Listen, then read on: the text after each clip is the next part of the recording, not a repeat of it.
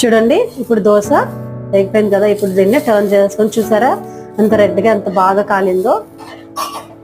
ఇట్లా మనం ఈజీగా ఇంట్లో మసాలా దోశ హోటల్ స్టైల్లోనే ఎలా చేసుకోవాలో రెడీ చేసేసుకోవచ్చు అనమాట. చూడండి మన గీ మసాలా దోశ రెడీ అయిపోయింది. చూసారా మసాలా అసలు ఎర్రకార ఎంత సూపర్ గా ఉన్నాయి కదా.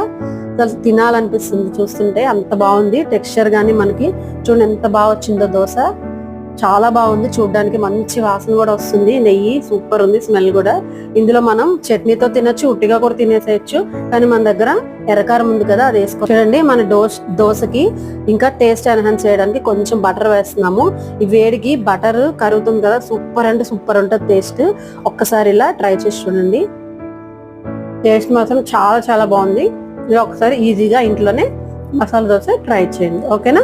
ఈ వీడియో కనుక మీకు నచ్చినట్లయితే లైక్ చేయండి, షేర్ చేయండి.